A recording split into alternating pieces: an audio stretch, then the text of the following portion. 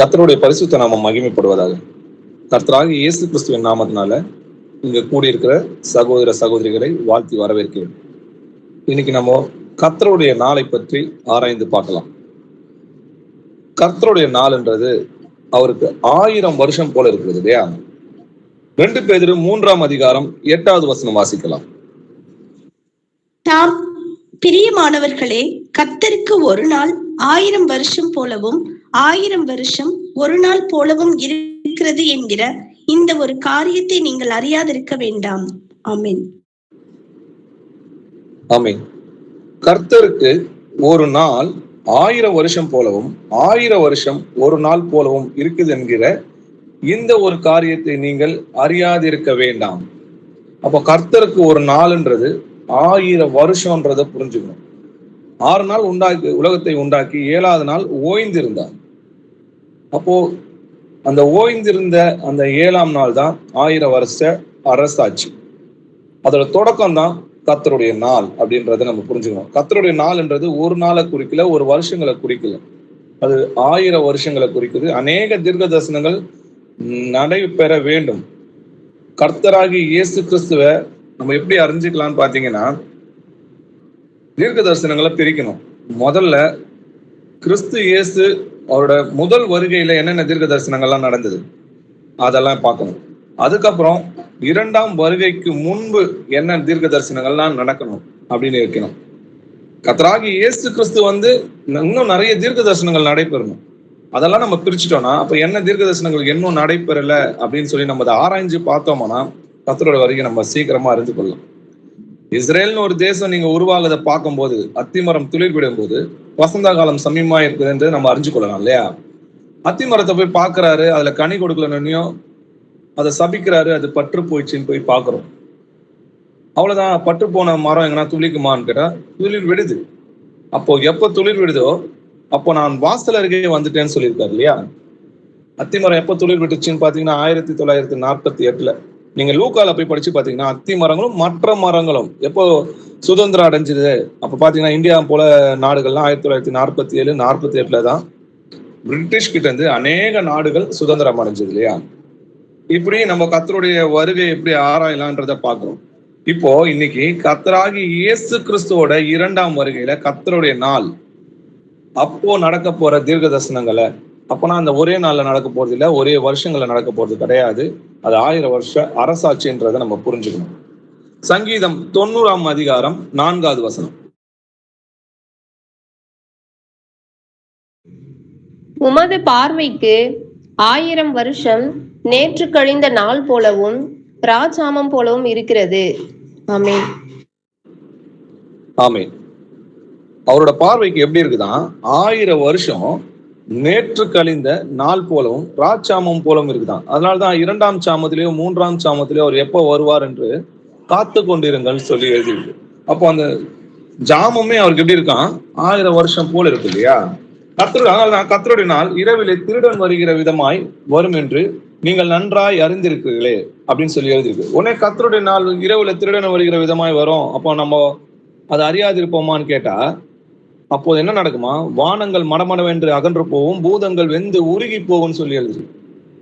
அப்போ அப்படிப்பட்ட பயங்கரமான அந்த நாள் அன்னைக்கு நம்ம தூங்கிட்டு இருப்போமா? அது எப்படி ரகசியமா இருக்கும்? நீங்கள் வெளிச்சத்தின் பிள்ளைகளா இருக்கிறீங்கன்னு சொல்லி எழுதியிருக்கு இல்லையா? சரி, நம்ம அதை ஆராய்ந்து பார்க்கலாம். யோவேல் 2ஆம் அதிகாரம் 11வது வசனம் வாசிக்கலாம்.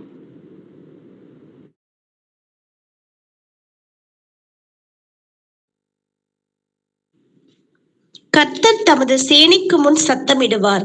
அவருடைய பாளையம் மகா பெரிது. அவருடைய வார்த்தையின்படி செய்கிறதற்கு வல்லமை உள்ளது. கர்த்தருடைய நாள் பெரிதும் மகா பயங்கரமுமாய் இருக்கும். அதை சகிக்கிறவன் யார்? ஆமென். ஆமென். கர்த்தருடைய நாளை பத்தி வேதத்துல நிறைய இடத்துல எழுதியிருக்கு இல்லையா? அந்த நாள்ல எல்லாம் என்ன சொல்றாங்கன்றதை இன்னைக்கு நம்ம ஆராய்ந்து பார்க்கலாம். கர்த்தருடைய நாள் பெரிதும் மகா பயங்கரமா இருக்கும். அதை சகிப்பவன் யாருன்னு சொல்லி எழுதி. ஆனா இவங்க என்ன சொல்றாங்க? அது ரகசியம். எசேக்கியேல் 30ஆம் அதிகாரம் 3வது வசனம் வாசிக்கலாம். நாள் சமீபமாயிருக்கிறது. ஆம், கர்த்தருடைய நாள் சமீபமாயிருக்கிறது. அது மந்தாரமான நாள். அது புறஜாதிகளுக்கு வரும் காலம். ஆமென். நாள் சமீபமாய் இருக்கிறது. ஆம், கர்த்தருடைய நாள் சமீபமாய் இருக்கிறது. அப்ப ஏன் இன்னும் வரல அப்படின்றவங்க நிறைய பேர் பரியாசக்காரங்க இன்னும் நம்மள கேட்கறாங்க இல்லையா? கர்த்தருக்கு 1000 நாளே ஒரு ஒரு நாள் போலவும், ராத்திரியில கரைகிற ஒரு எப்படி இருக்குன்னு பாத்தீங்கன்னா நேற்று கழிந்த நாள் போலவும் ராட்சாமம் போல இருக்குதுன்றதை நம்ம பார்த்தோம். அப்போ இயேசு கிறிஸ்து மரித்து உயிரோடு எழுந்த பிறகு 2 நாளுக்கு பின்பு 3ஆம் நாள் நம்மளை உயிரோடு எழுப்புவார்னு சொல்லி எழுது. அப்போ கர்த்தருடைய நாள்ன்றது அவருக்கு 2 நாளை போலதான் இருக்கு. அதனாலதான் அது சமீபமா இருக்குதுன்னு சொல்லி எழுது. அது மட்டும் கிடையாது, ஆவியானவர் இங்க என்ன சொல்றாருன்னு பாத்தீங்கன்னா, அது புறஜாதியாருக்கு வரும் காலம். இஸ்ரவேல் ஜனங்க தப்பு செஞ்சாங்க, ஆண்டவரை ஏற்றுக்கொள்ளாம அவரை சிலுவையில் அறைஞ்சாங்க, அந்த ரத்த பலியெல்லாம் உங்ககிட்ட கேட்பேன்னு சொன்னாரு. அதே போல கிபி 70 அவங்களுக்கு தீர்ப்பு காலம் கொடுக்கப்பட்டது. அது இஸ்ரவேலின் ஜனங்களுக்கான காலம். சொந்த ஜனத்தை தப்ப விடாத கர்த்தர் உங்களையும் என்னையும் தப்ப விட மாட்டார் இல்லையா? அது புறஜாதியருக்கு வரும் காலம், அது நியாயத்தீர்ப்பின் காலம்ன்றதை நம்ம புரிஞ்சுக்கணும். ஒபதியா 1ஆம் அதிகாரம் 15வது வசனம் வாசிக்கலாம்.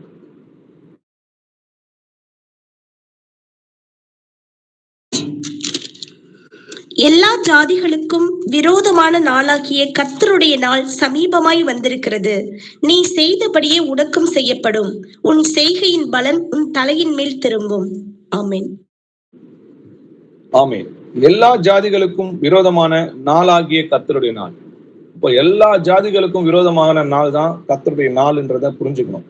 இன்னைக்கு அநேக பேர் அநியாயமும் அக்கிரமங்களும் செய்யும் போது நம்ம நினைக்கிறோம் இல்லையா, இவ்வளவு அநியாயம் பண்றாங்களே, இவ்வளவு அக்கிரமம் பண்றாங்களே அப்படி கேட்கிறோம் இல்லையா? அவங்களுக்கு எந்த தண்டனையும் இல்லையே, அவங்க நல்லா தானே இருக்கிறாங்க, நம்ம தானே சுபத்திரப்படுறோம்னு கேட்கிறோம். ஆனா நிச்சயமா கர்த்தர் நீதியை சரி கட்டுவார். எப்படின்னு பாருங்க, நீ செய்தபடியே உனக்கு செய்யப்படும், உன் செய்கையின் பலன் உன் தலையின் மேல் திரும்பும். அவனவனுடைய கிரியேத்த பலன் என்னோட கூட வருகிறதுன்னு சொல்லி எழுதிருக்கு. வேதத்துல கிறிஸ்துவின் நாள்னு சொல்லி எழுதிருக்கு இல்லையா? கர்த்தருடைய நாளுனாலும் ஒண்ணுதான், கிறிஸ்துவோட நாளுனாலும் ஒண்ணுதான். கர்த்தர் தான் கிறிஸ்துவாக நமக்காக இறங்கி வந்தாருன்றது இங்க இருக்கிற எல்லா சபையில இருக்கிற ஒரு சிறு குழந்தையை கேட்டா கூட நம்மளுக்கு அதிகமா சொல்லும். அதனால நம்ம அதை பற்றி பேசாம கிறிஸ்துவோட நாள் அப்படின்னா கர்த்தருடைய நாள்ன்றதை நீங்க புரிந்திருக்கிறீங்கன்றது நம்பிக்கையில இதை வாசிக்கலாம். 1 கொரிந்தியர் 1ஆம் அதிகாரம் 8வது வசனம் வாசிக்கலாம். நம்முடைய கர்த்தராகிய இயேசு கிறிஸ்துவின் நாளிலே நீங்கள் குற்றம் சாட்டப்படாதவர்களாய் இருக்கும்படி முடிவு பரியந்தம் அவர் உங்களை ஸ்திரப்படுத்துவார். ஆமென். ஆமென். நம்முடைய கர்த்தராகிய இயேசு கிறிஸ்துவின் நாளிலே நீங்கள் குற்றம் சாட்டப்படாதபடிக்கு முடிவு பரியந்தம் அவர் உங்களை ஸ்திரப்படுத்துவார். இப்போ கிறிஸ்துவோட நாள்னாலும் கர்த்தருடைய நாள்னாலும் ஒண்ணுதான்றதை நம்ம புரிஞ்சுக்கணும். அது நியாயத்தீர்ப்பின் நாள். பிலிப்பியர் 1ஆம் அதிகாரம் 5-6 வசனங்கள் வாசிக்கலாம். உங்களில் நற்கிரியையை தொடங்கினவர் அதை இயேசு கிறிஸ்துவின் நாள் பரியந்தம் முடிய நடத்தி வருவார் என்று நம்பி நான் உங்களை நினைக்கிற பொழுதெல்லாம் என் தேவனை ஸ்தோத்தரிக்கிறேன். ஆமென். ஆமென். உங்களில் நற்கிரியை தொடங்கினவர் அதை இயேசு கிறிஸ்துவின் நாள் பரியந்தம் முடிய நடத்தி வருவார் என்று நம்பி நான் உங்களை நினைக்கும் போதெல்லாம் என் தேவனை ஸ்தோத்திரி. இங்கேயும் பாத்தீங்கன்னா இயேசு கிறிஸ்துவின் நாள்னு சொல்லியது. அப்போ கர்த்தருடைய நாள்லாம் அவர் தான், இயேசு கிறிஸ்து நாள்னாலும் அவர் தான். பிதாவாகிய தேவன் தான் நமக்காக குமாரனா இறங்கி வந்தார்ன்றது நம்மளுக்கு சத்தியத்தை அறிந்திருக்கு. நீங்கள் கிறிஸ்துவின் நாளுக்கென்று துப்புரவானவர்களும் இடர்கள் அற்றலாகவும் இருக்க வேண்டும் என்று வேண்டுதல் செய்கிறேன்னு சொல்லி எழுதியிருக்கு இல்லையா? அப்போ நிறைய கிறிஸ்துவின் நாள்ன்றதை பார்க்கலாம். அப்போ கிறிஸ்துவின் நாளும் கர்த்தருடைய நாளும் ஒண்ணுதான். அது மட்டும் இல்ல, தேவனுடைய நாள் சொன்னாலும் ஒண்ணுதான். நம்மளுடைய தேவனாகிய கர்த்தர் தான் கிறிஸ்துவாய் இறங்கி வந்தார் இல்லையா? பிதாக்கள் அவர்களுடையவர்களே, மாம்சத்தின்படி கிறிஸ்துவும் அவர்களில் பிறந்தாரை, இவர் என்றென்றைக்கும் ஸ்தோத்தரிக்கப்பட்ட சர்வத்திற்கும் மேலான தேவன் சொல்லியிருக்கு. 2 பேதுரு 3ஆம் அதிகாரம் 12வது வசனம் வாசிக்கலாம். தேவனுடைய நாள் சீக்கிரமாய் வரும்படிக்கு மிகுந்த ஆவலோടെ காத்திருங்கள். அந்த நாளில் வானங்கள் வெந்து அழிந்து பூதங்கள் எரிந்து உருகிப்போம். ஆமென். ஆமென். இதேதான் கர்த்தருடைய நாள்லயும் நடக்கும் இல்லையா? அது கர்த்தருடைய நாள்னாலும் தேவனுடைய நாள்னாலும் கிறிஸ்துவோடைய நாள்னாலும் ஒண்ணுன்றதை நம்ம புரிஞ்சுக்கணும். தேவனுடைய நாள் சீக்கிரமாய் வரும்படி மிகுந்த ஆவலுடைய காத்திருங்கள். அந்த நாளில் வானங்கள் வெந்து அழிந்து எரிந்து உருகி போகும். ஏன் அப்படி நடக்கும்? அதுதான் 3ஆம் உலகப் போர்ன்றதை நம்ம புரிஞ்சுக்கணும். வாசிக்கலாம். வெளிப்படுத்தின விசேஷம் 16ஆம் அதிகாரம் 14வது வசனம் வாசிக்கலாம். அவைகள் அற்புதங்களை செய்கிற பிசாசுகளின் ஆவிகள். அவைகள் பூலோகம் எங்கும் உள்ள ராஜாக்களை சர்வ வல்லமையுள்ள தேவனுடைய மகா நாளில் நடக்கும் யுத்தத்திற்கு கூட்டி சேர்க்கும்படிக்கு புறப்பட்டு போகிறது. ஆமென். ஆமென். அவைகள் அற்புதங்களை செய்கிற பிசாசுகளின் ஆவிகள். அவைகள் பூலோகம் எங்கும் உள்ள ராஜாக்களுடைய சர்வ வல்லமையுள்ள தேவனுடைய மகா நாளில் என்ன நடக்குதான்? நடக்கும் யுத்தத்திற்கு கூட்டி சேர்க்கும்படி புறப்பட்டு போகும். அதனாலதான் என்ன நடக்குதுன்னு பாத்தீங்கன்னா, தேவனுடைய நாள் சீக்கிரமாக வரும்படி மிகுந்த ஆவலுடைய காத்திருங்கள். அந்நாளில் வானங்கள் வெந்து அழிந்து பூதங்கள் எரிந்து உருகி போகும். அப்போ அணு ஆயுதங்களால மகா பெரிய யுத்தம் நடக்குதுன்றதை நம்ம பார்க்கிறோம். அப்போ கர்த்தருடைய நாள் எப்படி இருக்குன்னா, அது பயங்கரமா இருக்கும்ன்றத நம்ம புரிஞ்சுக்கணும். கர்த்தருடைய நாளில் அநேக தீர்க்க தரிசனங்கள் நடக்கணும். அது அழிவின் நாள், அது மகா சங்காரத்தின் நாள் சொல்லி எழுதிருக்கு இல்லையா? ஏற்கனவே நம்ம அதை படிச்சோம். அதை சகிப்பவன் யார்? ஏசாயா 13ஆம் அதிகாரம் 5-6 வசனங்கள் வாசிக்கலாம். கர்த்தர் வருகிறார், அவருடைய கோபத்தின் ஆயுதங்களும் தேசத்தை எல்லாம் அழிக்க வானம் கவிழ்ந்த கடையாந்திர தேசத்திலிருந்து வருகிறது. அலறுங்கள், கர்த்தரின் நாள் சமீபமாய் இருக்கிறது. அது சர்வ வல்லவரிடத்திலிருந்து மகா சங்காரமாய் வரும். ஆமென். ஆமென். கர்த்தர் வருகிறார் அப்படிதான் சொல்லி இந்த வசனம் ஆரம்பிக்குது இல்லையா? அவர் எப்படி வராரா? அவருடைய கோபத்தின் ஆயுதங்களும் தேசத்தை எல்லாம் அழிக்க வானம் கவிழ்ந்த கடையாந்திர தேசத்திலிருந்து வருகிறது. அதனால என்ன பண்ணுமா? அலறுங்கள் சொல்லி எழுதியிருக்கு. கர்த்தருடைய நாள் சமீபமாய் இருக்கிறது. அது சர்வ வல்லவரிலிருந்து மகா சங்காரமாய் வரும். அப்படிப்பட்ட பயங்கரமான கர்த்தரை வார்த்தையை அசட்ட பண்றாங்க இல்லையா? அப்படிப்பட்ட அவங்களுக்கு நீதியை சரி கட்டும் நாள், அது பழி வாங்கும் நாள். யோவேல் 1ஆம் அதிகாரம் 15வது வசனம்.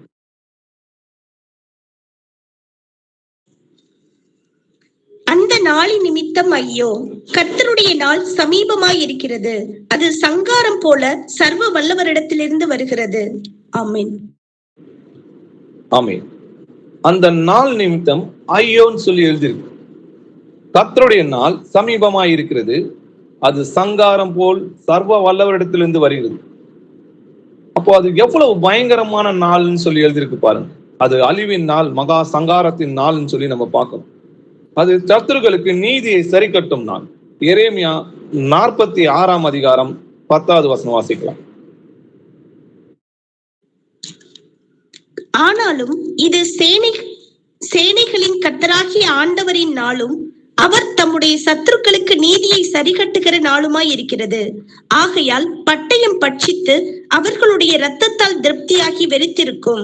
வடதேசத்தில் ஐப்ராத்து நதி அண்டையிலே சேனைகளின் கர்த்தராகிய ஆண்டவருக்கு ஒரு யாகமும் உண்டு. ஆமென்.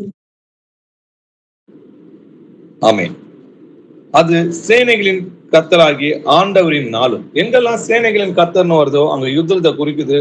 கர்த்தர் யுத்தம் செய்யறாருன்றதை நம்ம புரிஞ்சுக்கணும். அவர் தம்முடைய சத்துருக்களுக்கு நீதியை சரிகற்ற நாளுமாய் இருக்கிறது.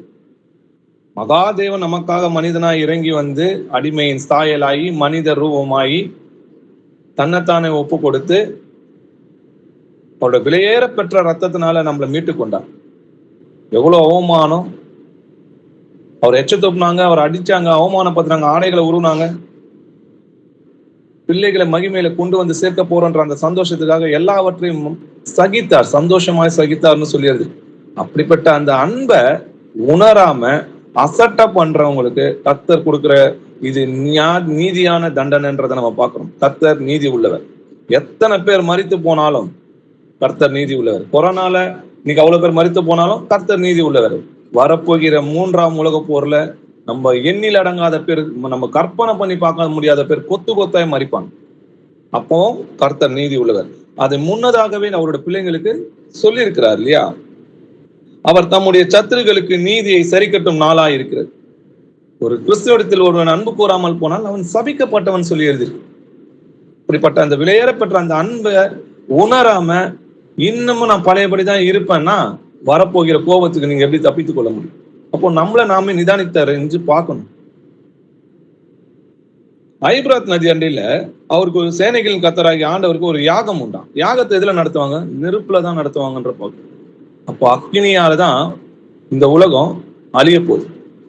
இப்போ அக்கினிக்கு இரையாக தான் இந்த பூமி வைக்கப்பட்டிருக்கிறதுன்னு சொல்லி 2 பேதுரு 3 அதிகாரத்துல எழுதப்பட்டு.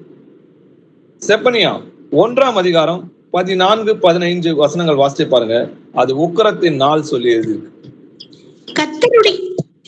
கர்த்தருடைய பெரிய நாள் சமீபித்திருக்கிறது.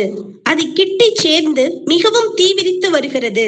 கர்த்தருடைய நாள் என்கிற சத்தத்துக்கு பராக்கிரமசாலி முதலாய் அங்கே மனம் கசந்து அலறுவான். அந்த நாள் உக்கிரத்தின் நாள். அது இக்கட்டும் இடுக்கமுமான நாள். அது அழிவும் பாழ்கடிப்புமான நாள். அது இருளும் அந்தகாரமுமான நாள். அது மப்பும் மந்தாரமுமான நாள். ஆமென். ஆமென். கர்த்தருடைய பெரிய நாள் சமீபமாய் இருக்கிறது. அது கிட்டி சேர்ந்து மிகவும் தீவிரித்து வருகிறது. கர்த்தருடைய நாள் என்று சத்தத்துக்கு பராக்கிரமசாலி முதலாய் அங்கே மனம் கசந்து அலறுவான்னு சொல்லி எழுதிருக்கு. பராக்கிரமசாலியே அலறும் பொழுது சாதாரண ஜனங்கள்லாம் ஏமாத்துறோம். அந்த நாள் உக்கிரத்தின் நாள். அது இக்கட்டும் இறுக்கமான நாள். அது அழிவும் பால் கடிப்புமான நாள். அது இருளும் அந்தகாரமான நாள். அது மப்பும் மந்தாரமான நாள். அந்த நாளை யாரால சகிக்க முடியும்? அது சூளையை போல் எரிகிற நாள்னு சொல்லி எழுது. அது கர்த்தருடைய உக்கிரமான கோபத்தின் நாள். ரோமர் 2 அதிகாரம் 5 வசனம். உன் மன கடினத்திற்கும் குணப்படாத இருதயத்திற்கும் ஏற்றபடி தேவனுடைய நீதியுள்ள தீர்ப்பு வெளிப்படும் கோபாக்கினை நாளிலே உனக்காக கோபாக்கினையை குவித்துக் கொள்ளுகிறாயே. ஆமென். ஆமென். உன் மன கடினத்திற்கும் குணப்படாத இருதயத்திற்கும் ஏற்றபடி தேவனுடைய நீதியுள்ள தீர்ப்பு வெளிப்படும் கோபாக்கினை நாளிலே. அதுதான் கர்த்தருடைய நாள். அது நியாய தீர்ப்பின் நாள். அவரோட கோபத்தின் உச்சத்தை நம்ம பார்க்க போறோம். அவரோட அன்பை பார்த்தோம் இல்லையா? ஆட்டுக்குட்டியானவர் போல வந்ததுனால அவரோட அன்பை பார்த்தோம். அவர் பட்சிக்கிற அக்னின்னு சொல்லி எழுதியிருக்கு இல்லையா? அவரோட உக்கிரமான கோபத்தையும் நம்ம ஒரு நாள் பார்ப்போம். ஆனாலும் அவரோட பிள்ளைகளை அவர் மறைத்து அவர் காப்பாற்ற வல்லமை உள்ள தேவனா இருக்கிறார். அப்போ இன்னைக்கே குணப்படணும். இன்னைக்கே ரச்சனை. நம்ம கர்த்தருக்கு முன்பாக நிற்கிறதுக்கு நம்ம தகுதி இருக்குதா? பரிசுத்தம் இல்லாமல் தேவனை ஒருவனை தரிசிக்க முடியாது. அப்போ நம்ம என்னென்னலாம் பாவத்துல இருக்கிறோம், இன்னும் குணப்படாம இருக்கிறோமா, இன்னும் நம்ம கிட்ட என்னென்ன கிரியைகள் தேவனுக்கு பிரியம் இல்லாம இருக்குது, இப்படின்றத நாமே ஆராய்ந்து பாக்குறவங்களா இருக்கணும். இன்னும் நம்ம கிட்ட என்னென்ன குறைலாம் இருக்குது இல்லையா? அப்படிலான்றது என்னென்ன இருக்கு. அதாவது நம்மள குறை சொல்லும் போது அது கர்த்தரே நம்மளுக்கு சொல்றாரா? ஒருவேளை நம்ம இந்த குறை நம்ம கிட்ட இருக்கா? அவங்க மேல கோவப்படக்கூடாது. இதை ஆண்டவர் நமக்கு வெளிப்படுத்துறாரு. ஒருவேளை நம்ம அப்படி இருக்கிறோமா? நம்மளை நாமே நிதானித்து அறிந்தவங்களா இருந்தோம்னா நம்ம அந்த கோபாக்கினை நாளிலே நியாயம் தீர்க்கப்பட மாட்டோம். ஏசாயா 13 அதிகாரம் 9 வசனம் வாசிக்கலாம். இதோ தேசத்தை பாழாக்கி அதன் பாவிகளை அதிலிருந்து அழிப்பதற்காக கர்த்தருடைய நாள் கடூரமும் மூர்க்கமும் உக்கிர கோபமுமாய் வருகிறது. ஆமென். ஆமென். இதோ தேசத்தை பாழாக்கி அதன் பாவிகளை அதிலிருந்து அழிப்பதற்காக. பிரதர் கொஞ்சம் மியூட்ல வைங்க பிரதர். பிரதர்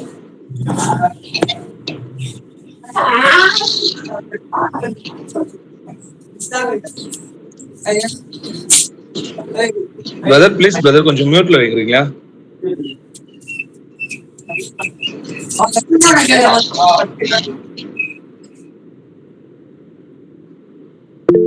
இதோ தேசத்தை பாழாக்கி அதன் பாவிகளை அதிலிருந்து அழிப்பதற்காக கர்த்தருடைய நாள் கடூரமும் மூர்க்கமும் உக்கிர கோபமாய் வருகிறதுன்னு சொல்லிடுது. அவரு அன்புள்ளவர்னு நம்ம படிச்சிருக்கோம் இல்லையா? தேவன் அன்பாவே இருக்கிறார். ஆனா அவர் எல்லாருக்கும் நல்லவர் கிடையாது. அவரை தேடுகிறவர்களுக்கும் அவருக்காக காத்து கொண்டிருக்கிறவங்களுமே கர்த்தர் நல்லவர்னு சொல்லிடுது. பாவிகளுக்கு துன்மார்க்கனுக்கும் இரத்த பிரியனுக்கும் அவருடைய கட்டளைகளை அசட்டை பண்ணவனுக்கும் அவர் எப்படி இருக்கிறார்னா அவங்களுக்கு பலித்து இருக்கிற நியாயாதிபதியா இருக்கிறார். கர்த்தருடைய நாள் கடூரமும் மூர்க்கமும் உக்கிர கோபமாய் வருகிறதுன்னு சொல்லியிருக்கு. ஏசாயா 13ஆம் அதிகாரம் 13வது வசனம். இது நிமித்தம்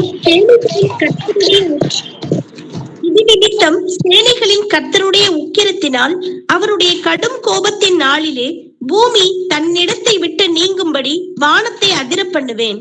ஆமென். ஆமென். சேனைகளின் கர்த்தருடைய உக்கிரத்தினால் அவருடைய கடும் கோபத்தின் நாளிலேன்னு போட்டிருக்கு. பூமி தன்னை விட்டு நீங்கும்படி வானத்தை அதிர பண்ணுவேன்னு சொல்லியிருக்கு. அந்த நாளை யார் சகிக்க முடியும்?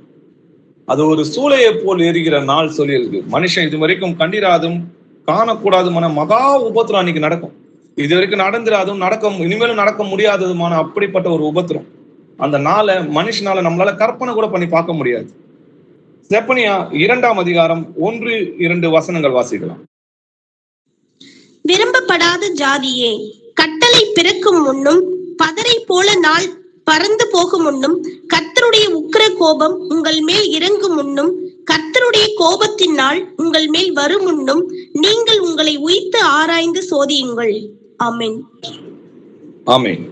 விரும்பப்படாத ஜாதியை, கட்டளை பிறக்கும் முன்னும் பதரை போல் நாள் பறந்து போகும் முன்னும் கர்த்தருடைய உக்கிர கோபம் உன்மேல் இறங்கும் முன்னும் கர்த்தருடைய கோபத்தின் நாள் உங்கள் மேல் வரும் முன்னும் நீங்கள் உங்களை உய்த்து ஆராய்ந்து சோதியுங்கள். இப்ப நம்மளே நாமே நிதானித்தறிந்தா நம்ம நியாயத்திற்கப்பட மாட்டோம்னு சொல்லி நம்ம இப்பதான் படிச்சோம் இல்லையா?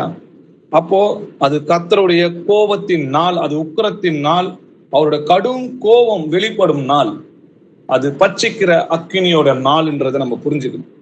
செப்பனியா 1ஆம் அதிகாரம் 18வது வசனம் வாசிக்கலாம்.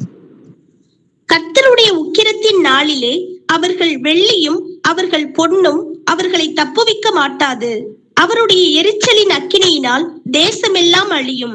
தேசத்தின் குடிகளை எல்லாம் சடுதியாய் நிர்மூலம் பண்ணுவார். ஆமென். ஆமென். கர்த்தருடைய உக்கிரத்தின் நாளிலே அவர்கள் வெள்ளியும் அவர்கள் பொன்னும் அவர்களை தப்புவிக்க மாட்டாது. அதுதான் யாக்கோப்புல நம்ம படிக்கிறோம் இல்லையா? கடைசி காலத்துல பொக்கிஷங்களை சேர்த்து வைத்தீர்களே, அது நம்மளை காப்பாத்தாது. அப்போ எதுதான் நம்மளை காப்பாத்தனா? அவருடைய கட்டளைகளை கை கொண்டு அவரில் நிலைத்திருந்தா மாத்திரமே நம்ம காக்கப்படும். அதனாலதான் நீங்க மீட்கப்படும் நாளுக்கு என்று முத்திரையாக பெற்ற பரிசுத்த ஆவியை துக்கப்படுத்தாதீருங்க அப்படின்னு சொல்றாரு. அப்போ அவருக்குள் நிலைத்திருந்தாதான் நம்ம கனி கொடுக்க முடியும். நம்ம கனி கொடுத்தாதான் அவரோட உக்கிரமான கோபத்துல நம்ம மறைந்து இருக்க முடியும். கனி கொடாத எல்லாமே என்ன பண்ணும்? வெட்டுண்டு அக்கினிலே போடப்படும் சொல்லி எழுதியிருக்கு இல்லையா? அப்போ கர்த்தருடைய உக்கிரத்தின் நாளிலே அவர்கள் வெள்ளியும் அவர்கள் பொன்னும் அவர்களை தப்பி வைக்க மாட்டாது. அவருடைய எரிச்சலின் அக்கினினால் எப்படி அவருடைய கோபத்தை காட்டுறாராம்? அவருடைய எரிச்சலின் அக்கினினால் தேசமெல்லாம் அழியும். தேசத்தின் குடிகளை எல்லாம் சடுதியாய் நிர்மூலம் பண்ணுவார். அவங்க சந்தோஷமா இருக்கும்போது அணு ஆயுதங்கள் சடுதியா அவங்க மேல வந்து விடும். அவங்கள ஒருவரும் தப்பி போக முடியாது. சங்கீதம் 91ஆம் அதிகாரம் 9வது வசனம் வாசிக்கலாம். எனக்கு அடைக்கலமாய் இருக்கிற உன்னதமான கர்த்தரை உனக்கு தாபரமாக கொண்டாய். ஆமென். சங்கீதம் 21ஆம் அதிகாரம் 9வது வசனம் சிஸ்டர் படிச்சுங்க. உமது கோபத்தின் காலத்திலே அவர்களை அக்கினி சூளையாக்கி போடுவீர். கர்த்தர் தமது கோபத்திலே அவர்களை அழிப்பார். அக்கினி அவர்களை பட்சிக்கும். ஆமென். ஆமென். உமது கோபத்தின் காலத்திலே அவர்களை அக்கினி சூளையாக்கி போடுவீர். கர்த்தர் தமது கோபத்திலே அவர்களை அழிப்பார்னு போடுவது. எப்படி அழிப்பாராம்? அக்கினி அவர்களை பட்சிக்கும். இப்போ அக்கினிலால்தான் உலகத்துக்கு அழிவு வருதுன்றதை நம்ம பாக்குறோம் இல்லையா? அவரோட கோபத்தை அக்கினி மூலமா தான் காட்டுறாருன்றதை நம்ம பாக்குறோம். ஏசாயா 63ஆம் அதிகாரம் 2-3 வசனங்கள் வாசிங்க. உம்முடைய உடுப்பு சிவப்பாகவும் உம்முடைய வஸ்திரங்கள் ஆலையை மிதிக்கிறவன் வஸ்திரங்கள் போலவும் இருக்கிறது என்ன? நான் ஒருவனாய் ஆலையை மிதித்தேன், ஜனங்களில் ஒருவனும் என்னோடு இருந்ததில்லை. நான் என் கோபத்திலே அவர்களை மிதித்து என் உக்கிரத்திலே அவர்களை நசுக்கி போட்டேன். அதனால் அவர்கள் ரத்தம் என் வஸ்திரங்களின் மேல் தெரித்தது. என் உடுப்பை எல்லாம் கரைப்படுத்தி கொண்டேன். ஆமென். ஆமென். கர்த்தருடைய நாள்ல அவரை பார்த்து கேட்கிறாங்க இல்லையா? உம்முடைய உடுப்பு சிவப்பாகவும் உம்முடைய வஸ்திரங்கள் ஆலையை மிதிக்கிறவன் வஸ்திரங்கள் போலவும் இருக்கிறது என்ன? ஏன் உங்க ட்ரெஸ் எல்லாம் சிகப்பா இருக்குது அப்படின்னு கேட்கிறாங்க. அதுக்கு அவர் சொல்ற பதில பாருங்க. நான் ஒருவனாய் ஆலையை மிதித்தேன்.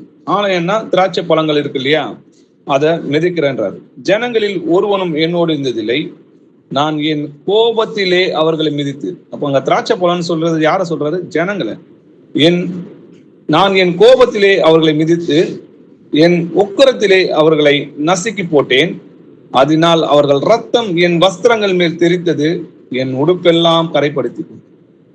அப்போ அவர் எவ்வளவு உக்கரமான கோபத்துல இருக்கிறார்ன்றது உங்களால உணர முடியுதா? அது பழி வாங்கும் நாள், நீதியை சரி கட்டும் நாள். கர்த்தர் நியாயாதிபதியா இருக்கிறதுனால நீதியோட நடக்கிறாருன்றதை நம்ம புரிஞ்சுக்கணும். கர்த்தர் பட்சிக்கிற அக்னியாவும் இருக்கிறாருன்றதை நம்ம புரிஞ்சுக்கணும். செப்பனியா 2ஆம் அதிகாரம் 3வது வசனம் வாசிங்க. தேசத்தில் உள்ள எல்லா சிறுமையானவர்களே, கர்த்தருடைய நியாயத்தை நடப்பிக்கிறவர்களே, அவரை தேடுங்கள், நீதியை தேடுங்கள், மனத்தாழ்மையை தேடுங்கள். அப்பொழுது ஒருவேளை கர்த்தருடைய கோபத்தின் நாளிலே மறைக்கப்படுவீர்கள். ஆமென். வரப்போகிற அந்த கோபத்துக்கு நம்ம தப்பித்துக் கொள்ளணும்னா என்ன பண்ணணுமா? தேசத்தில் உள்ள எல்லா சிறுமையானவர்களே, கர்த்தருடைய நியாயத்தை நடப்பிக்கிறவர்களே, அதை தேடுங்கள், நீதியை தேடுங்கள், மனத்தாழ்மையாய் தேடுங்கள். அப்போ நீதியை தேடணும், மனத்தாழ்மையா தேடணும், சிறுமை உள்ளவனா இருக்கணும். அப்பொழுது ஒருவேளை கர்த்தருடைய கோபத்தினாலே மறைக்கப்படுவீர்கள். அப்போது ஒரு வேளையில அப்படின்றாரு. அப்ப என்ன அர்த்தம்? நீதிமானே ரட்சிக்கப்படுது அரிது. அப்போ பாவிகளும் துரோகிகளும் எங்க இருப்பாங்கன்னு சொல்லி எழுதி இருக்குது. அதனாலதான் அப்போ இன்னைக்கே ரட்சணை நாள், இன்னைக்கே நம்ம மனம் திரும்பி அவரோட வருகைக்கு நம்ம ஆயத்தமா இருக்கிறோமா? இப்படிப்பட்ட ஒரு உக்கரமான நாள்ல நம்ம தப்பித்துக் கொள்ள முடியுமா? அதுக்கு தப்பித்துக் கொள்ளணும்னா நம்முடைய கர்த்தராகிய இயேசு கிறிஸ்துவில நம்ம மனம் திரும்பி அவரை ஏற்றுக்கொண்டால் மட்டுமே அவரோட ரஜிகையில, அவரோட வருகையில அவருக்கு முன்பாக நம்ம நிற்க முடியும். அது எக்காலம் ஊதுகிற நாள், ஆர்ப்பரிப்புமான நாள் சொல்லி எழுதிருக்கு. செப்பனியா 1ஆம் அதிகாரம் 16வது வசனம் வாசி. அது அரணிப்பான நகரங்களுக்கும் உயரமான கொத்தளங்களுக்கும் விரோதமாக எக்காலம் ஊதுகிறதும் ஆர்ப்பரிக்கிறதுமான நாள். ஆமென். ஆமென். அது அரணிப்பான நகரங்களுக்கு உயரமான கொத்தளங்களுக்கும் விரோதமாக எக்காலம் ஊதுகிற ஆர்ப்பரிப்புமான நாள். எக்காலம் எதுக்கு ஊதுவாங்க? யுத்தத்துக்கு தான் ஊதுவாங்க இல்லையா? ஆர்ப்பரிக்கிறது எதுக்கு ஆர்ப்பரிப்பாங்க? யுத்தம் ஆரம்பிக்கும் போதுதான் அது ஆர்ப்பரிப்பாங்க. அப்போ கர்த்தருடைய நாள்ல 3ஆம் உலக போர் நடக்கும்ன்றதை நம்ம புரிஞ்சுக்கணும். வெளிப்படுத்தின விசேஷம் 16ஆம் அதிகாரம் 14ஆம் வசனத்துல நம்ம ஏற்கனவே படிச்சோம். அவைகள் பூலோகம் எங்கும் உள்ள ராஜாக்களை சர்வ வல்லமையுள்ள தேவனுடைய மகா நாளில் நடக்கும் யுத்தத்திற்கு கூட்டி சேர்க்கும்படி புறப்பட்டு போகிறது. அது எக்காலம் ஊதுகிற நாள் என்றதை நம்ம பார்க்கிறோம். யோவேல் 2ஆம் அதிகாரம் 1-3 வசனங்கள் வாசிக்கலாம். சீயோனிலே எக்காலம் ஊதுங்கள், என் பரிசுத்த பர்வதத்திலே எச்சரிப்பின் சத்தமிடுங்கள். தேசத்தின் குடிகள் எல்லாம் தத்தளிக்க கடவர்கள், ஏனெனில் கர்த்தருடைய நாள் வருகிறது, அது சமீபமாய் இருக்கிறது. அது இருளும் அந்தகாரமுமான நாள், அது மப்பும் மந்தாரமுமான நாள். விடியற்கால வெளுப்பு பர்வதங்களின் மேல் பரவுகிறது போல ஏராளமான பலத்த ஒரு ஜாதி தீவிரமாக வந்து பரவும். அப்படிப்பட்டது முன் ஒரு காலத்திலும் உண்டானதும் இல்லை, இனி தலைமுறை தலைமுறையாக வரும் வருஷங்களிலும் உண்டாவதும் இல்லை. அவைகளுக்கு முன்னாக அக்கினி பட்சிக்கும், அவைகளுக்கு பின்னாக ஜுவாலை எரிக்கும். அவைகளுக்கு முன்னாக தேசம் ஏதேன் தோட்டத்தை போலவும், அவைகளுக்கு பின்னாக பாழான வனாந்தரத்தை போலவும் இருக்கும். அவைகளுக்கு ஒன்றும் தப்பி போவதில்லை. ஆமென். ஆமென். சீயோனிலே எக்காலம் ஊதுங்கள், என் பரிசுத்த பர்வதத்திலே எச்சரிப்பின் சத்தமிடுங்கள்.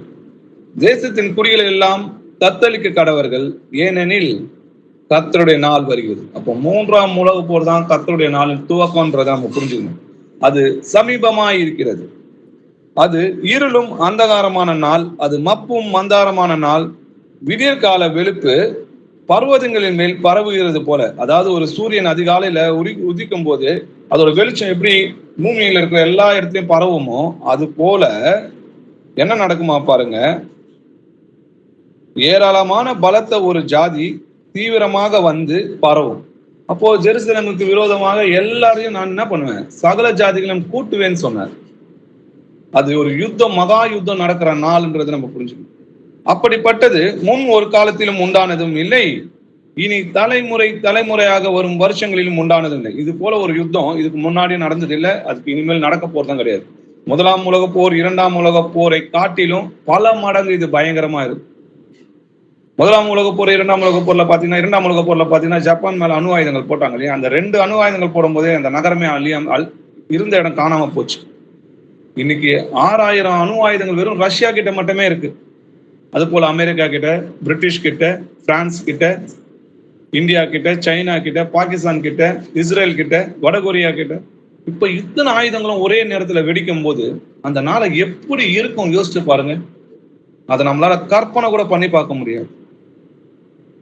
அவைகளுக்கு முன்னாக எப்படி இருக்கணுமா? அக்கினி பட்சிக்கும், அவைகளுக்கு பின்னாக ஜுவாலை எரிக்கும். அவைகளுக்கு முன்னாக தேசம் எப்படி இருந்துச்சுன்னா ஏதேன் தோட்டத்தை போலவும், அவைகளுக்கு பின்னாக அதாவது அணு ஆயுதங்கள் போட்ட பிறகு எப்படி இருக்குமா? அவைகளுக்கு பின்னாக பாலான வனாந்தரத்தை போலவும் இருக்கும். அவைகளுக்கு ஒன்றும் தப்பித்து போவது, எல்லாத்தையும் அழிச்சிட்டு போவான். அப்படிப்பட்ட அந்த நாள்ல நம்ம தப்பித்து நிற்கணும்னா நம்ம கர்த்தருடைய கட்டளைகளை கை கொண்டு அவருக்குள் நிலைத்து. ஏசாயா 66ஆம் அதிகாரம் 15-16 வசனங்கள். இதோ தம்முடைய கோபத்தை உக்கிரமாகவும் தம்முடைய கடிந்து கொள்ளுதலை அக்கினி ஜுவாலையாகவும் செலுத்த கர்த்தர் அக்கினியோடும் வருவார், பெருங்காற்றை போன்ற தம்முடைய ரதங்களோடும் வருவார். கர்த்தர் அக்கினியினாலும் தமது பட்டயத்தாலும் மாம்சமான எல்லாரோடும் வழக்காடுவார். கர்த்தரால் கொலையுண்டவர்கள் அநேகராய் இருப்பார்கள். ஆமென். ஆமென். தம்முடைய கோபத்தை உக்கிரமாகவும் தம்முடைய கடிந்து கொள்ளுதலை அக்கினி ஜுவாலையாகவும், அவரோட கடிந்து கொள்ளுதலை எப்படி காட்டுவாராம்? அக்கினி ஜுவாலையாகவும் செலுத்த கர்த்தர் அக்கினியோடு வருவார், பெருங்காற்றை போன்ற தம்முடைய ரதங்களோடு வருவார். பெருங்காற்றுன்றது யுத்தத்தை குறிக்குது, மகா யுத்தம். காற்றுனா யுத்தம், பெருங்காற்றுனா மகா யுத்தத்தை குறிக்குது. அதான் நம்ம வெளிப்படுத்தின விஷயத்திலையும் பார்த்தோம் இல்லையா? தம்முடைய ரதங்களோடு வருவார். கர்த்தர் அக்கினினாலும் தமது பட்டயத்தினாலும் மாம்சமான எல்லோரோடும் வழக்காடுவார். கர்த்தரால் கொலை உண்டவர்கள் அநேகராய் இருப்பார்கள். அப்போ கர்த்தரால் கொலை உண்டவர்கள் அநேகரா இருப்பாங்க. அப்போ நம்ம வாயில என்ன சொன்னோம்? கர்த்தர் நீதி உள்ளவர். என்ன நடந்தாலும் கர்த்தர் நீதி உள்ளவர் தான். அவர் நீதியாய் நியாயம் தீர்த்தார்னு சொல்லு. அது சூளையை போல் எரிகிற நாள். வாசிக்கலாம், மல்கியா 4ஆம் அதிகாரம் 1வது வசனம். இதோ சூளையை போல எரிகிற நாள் வரும், அப்பொழுது அகங்காரிகள் யாவரும் அக்கிரமம் செய்கிற யாவரும் துரும்பாய் இருப்பார்கள். வரப்போகிற அந்த நாள் அவர்களை சுட்டெரிக்கும், அது அவர்களுக்கு வேரையும் கொப்பையும் வைக்காமல் போகும் என்று சேனைகளின் கர்த்தர் சொல்லுகிறார். ஆமென். இதோ சூளையை போல் எரிகிற நாள் வருமா? எப்படி ஒரு செங்கல் சூளையில எரியுதோ அது போல பூமி நெருப்பால எரிகிற நாள் சொல்லி எழுதியிருக்கு இல்லையா? அப்படிப்பட்ட அந்த நாள் எப்படி இருக்குன்னு யோசிச்சு பாருங்க. அப்பொழுது அகங்காரிகள் யாவரும் அக்கிரமம் செய்யற யாவரும் துரும்பாய் இருப்பார்கள். வருகிற அந்த நாள் அவர்களை சுட்டெரிக்கும் சொல்லி எழுதியிருக்கு. அது அவர்கள் வேரையும் கொப்பையும் வைக்காமல் போகும் என்று சேனைகளின் கர்த்தர் சொல்ற. அங்க ஒண்ணுமே மிஞ்சாது, எல்லாத்தையும் அழிச்சிட்டு போகாது. மீகா 1ஆம் அதிகாரம் 3-4 வசனங்கள் வாசிக்கலாம். இதோ கர்த்தர் தமது ஸ்தானத்திலிருந்து புறப்பட்டு வருகிறார். அவர் இறங்கி பூமியின் உயர்ந்த இடங்களை மிதிப்பார். மெழுகு அக்கினிக்கு முன்பாக உருகுகிறது போலவும், மலையில் இருந்து பாயும் தண்ணீர் தரையை பிளக்கிறது போலவும், பர்வதங்கள் அவர் கீழே உருகி பள்ளத்தாக்குகள் பிளந்து போகும். ஆமென். ஆமென். கர்த்தர் தமது ஸ்தானத்திலிருந்து புறப்பட்டு வருகிறார். அவர் இறங்கி பூமியின் உயர்ந்த இடங்களை மிதிப்பார்னு போட்டிருக்கு இல்லையா? மெழுகு அக்கினிக்கு முன்பாக உருகிறது போல, எப்படி மெழுகுவர்த்தி ஒரு அக்னியில உருகிறதோ அது போல மலையிலிருந்து பாய்ந்த தண்ணீர் தரையிலே பிளந்து போகிற போலவும், பர்வதங்கள்னா ராஜ்யங்கள்னு அர்த்தம், ராஜ்யங்கள் அவர் கீழே உருகி பள்ளத்தாக்குக்கு பிளந்து போகும். அப்போ அப்படியா இந்த உலகத்துல இருக்கிற ராஜ்யங்கள்லாம் அழிஞ்சு போவோன்றதை நம்ம பார்க்கணும். கர்த்தருடைய நாள் இரவிலே திருடன் வருகிற விதமாய் வரும். அப்பொழுது வானங்கள் மடமடவென்று அகன்று போவும், பூதங்கள் வெந்து உருகி போவும், பூமியும் அதில் உள்ள கிரிகைகளும் எரிந்து அழிந்து போகும். அப்போ பூமியும் அதில் உள்ள கிரிகைகளும் எரிந்து அழிப்போனா பூமியில இருக்கிற ராஜ்யங்கள் மட்டும் கிடையாது, பூமியில இருக்கிற இந்த அழிஞ்சு போற மகிமை எதுவுமே இருக்காது. ஏதேன் தோட்டத்தை போல இருந்துச்சு, அது ஒரே நிமிஷத்துல என்ன ஆகும்னா அந்த வனாந்தரம் மாதிரி ஆயிப்போம். அப்படிப்பட்ட நாள். 2 பேதுரு 3ஆம் அதிகாரம் 12வது வசனம் வாசிக்கலாம்.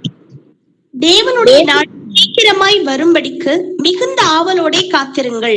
அந்த நாளில் வானங்கள் வெந்து அழிந்து பூதங்கள் எரிந்து உருகிப்போம். ஆமென். ஆமென். தேவனுடைய நாள் என்ன நடக்குமா? வானங்கள் வெந்து அழிந்து பூதங்கள் எரிந்து உருகிப்போம்.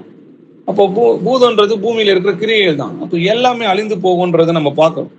அது அக்னியால அழியுதுன்றதையும் நம்ம பார்க்கிறோம் இல்லையா? செப்பனியா 3ஆம் அதிகாரம் 8வது வசனம் வாசிக்கலாம். ஆகையால் நான் கொள்ளையாட எழும்பும் நாள் மட்டும் எனக்கு காத்திருங்கள் என்று கர்த்தர் சொல்லுகிறார். என் சினமாகிய உக்கிர கோபத்தை எல்லாம் அவர்கள் மேல் சொரியும்படி ஜாதிகளை சேர்க்கவும் ராஜ்யங்களை கூட்டவும் நான் தீர்மானம் பண்ணினேன். பூமி எல்லாம் என் எரிச்சலின் அக்கினியினால் அழியும். ஆமென். ஆமென். நான் கொள்ளையாட எழும்பும் நாள் மட்டும் எனக்கு காத்திருங்கள் என்று கர்த்தர் சொல்கிறார். எதுக்காக? நீ அநியாயம் பண்றாங்க, அநியாயம் பாருங்க இல்லையா? அக்கிரமம் செய்யறவங்க அக்கிரமம் செய்யட்டும், அநியாயம் செய்யறவங்க அநியாயம் செய்யட்டும், பரிசுத்தம் உள்ளவங்க பரிசுத்தம் மாட்டோம், அவனுடைய கிரியேத்த பலன் என்னோட கூட வருகுதுன்றார். எதனால அவங்க அநியாயம் செய்யறவங்க அநியாயம் செய்யட்டும்னாரு? நிச்சயமா அவர் ஒரு நாள் அவங்களுக்கு பழி தீர்ப்பார். பழி வாங்குதல் எனக்குரியதுன்னு சொன்னார் இல்லையா? அவர் யாருன்றதை நம்ம அறிந்திருக்கிறோம். அப்படிப்பட்ட அவர் என்ன சொல்றாரு நம்மள பார்த்து? நான் கொள்ளையாட எழும்பும் நாள் மட்டும் எனக்கு காத்திருங்கள் என்று கர்த்தர் சொல்கிறார். என் சினமாகிய உக்கிர கோபத்தை எல்லாம் அவர்கள் மேல் சொரியும்படி ஜாதிகளை சேர்க்கவும் ராஜ்யங்களை கூட்டவும் நான் தீர்மானம் பண்ணினேன். பூமியெல்லாம் என் அக்கினியின் எரிச்சலின் அக்கினினால் அழியும். அப்போ ஜெருசலேமுக்கு விரோதமாக சகல ஜாதியை நான் கூட்டுவேன் அவர் தான் சொன்னார் இல்லையா? அவர் தான் தீர்மானம் பண்ணியிருக்காரு. ஜாதிகளை சேர்க்கவும் ஜாதிகளை கூட்டவும் நான் தீர்மானம் பண்ணினேன்னு சொல்லி எழுதி. அவருடைய தீர்மானத்தை யார் மாற்ற முடியும்? பூமி எல்லாம் என் எரிச்சலின் அக்கினினால் அழியும் சொல்லி அவருடைய உக்கிரமான கோபத்தை அக்னியால தான் காட்டுறாரு.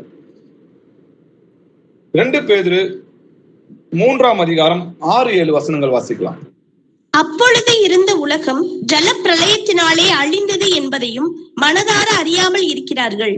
இப்பொழுது இருக்கிற வானங்களும் பூமியும் அந்த வார்த்தையினாலேயே அக்கினிக்கு இரையாக வைக்கப்பட்டு தேவ பக்தி இல்லாதவர்கள் நியாயம் தீர்க்கப்பட்டு அழிந்து போகும் நாள் வரைக்கும் காக்கப்பட்டிருக்கிறது.